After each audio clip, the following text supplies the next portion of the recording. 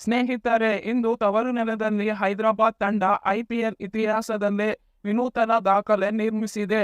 Mumbai Indians ವಿರುದ್ಧ ಪಂದ್ಯದಲ್ಲಿ SRH ತಂಡ 3 ವಿಕೆಟ್ ನಷ್ಟಕ್ಕೆ 277 ರನ್ ಗಳಿಸಿದ್ದು, ಇಂದು IPLನ ಇತಿಹಾಸದಲ್ಲೇ ಗರಿಷ್ಠ ಮೊತ್ತದ ರನ್ ಆಗಿದೆ. ಹೈದರಾಬಾದ್ನ ರಾಜೀವ್ ಗಾಂಧಿ ಅಂತಾರಾಷ್ಟ್ರೀಯ ಮೈದಾನದಲ್ಲಿ ಈ ಪಂದ್ಯ ನಡೆಯಿತು. ಈ ಪಂದ್ಯದಲ್ಲಿ ಮುಂಬೈ ಇಂಡಿಯನ್ ನಾಯಕ ಹಾರ್ದಿಕ್ ಪಾಂಡ್ಯ ಟಾಸ್ ಗೆದ್ದು ಮೊದಲ ಬೌಲಿಂಗ್ ಮಾಡಲು ನಿರ್ಧರಿಸಿದರು. ಈ ನಿರ್ಧಾರವು ಮುಂಬೈ ಇಂಡಿಯನ್ ಬೌಲರ್ಗಳಿಗಿಂತ ಹೈದರಾಬಾದ್ ಬ್ಯಾಟ್ಸ್ಮನ್ಗಳನ್ನು ಹೆಚ್ಚು ಅಬ್ಬರಿಸಿದರು.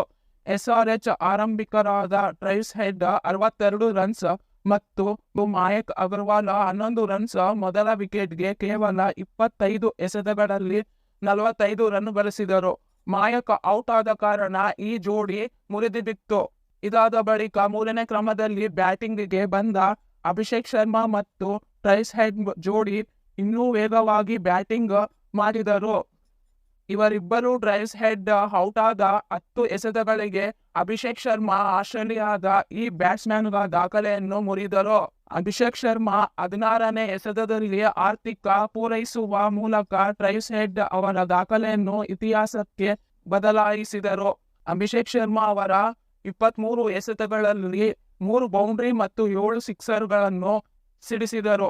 ಇದಾದ ಬಳಿಕ ಕೊನೆಯಲ್ಲಿ ಹೆನ್ರಿಕ್ ಕ್ಲಾಸನ್ 34 ಎಸೆತದಲ್ಲಿ 7 ಸಿಕ್ಸ್ ಮತ್ತು 4 4 ಮೂಲಕ 80 ರನ್ ಸಿಡಿಸಿ ಮಿಂಚಿದರು ಮತ್ತು ಮುಂಬೈ ಇಂಡಿಯನ್ಸ್ ಬ್ಯಾಟಿಂಗ್ ಮಾಡಲು ಬಂದರು.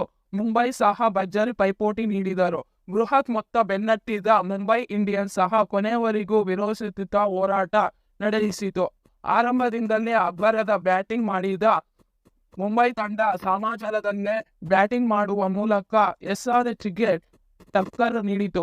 ಆದರೆ ಈ ಹೋರಾಟದ ಗೆಲುವನ್ನು ತರುವಲ್ಲಿ ಸಹಾಯಕವಾಗಲಿಲ್ಲ.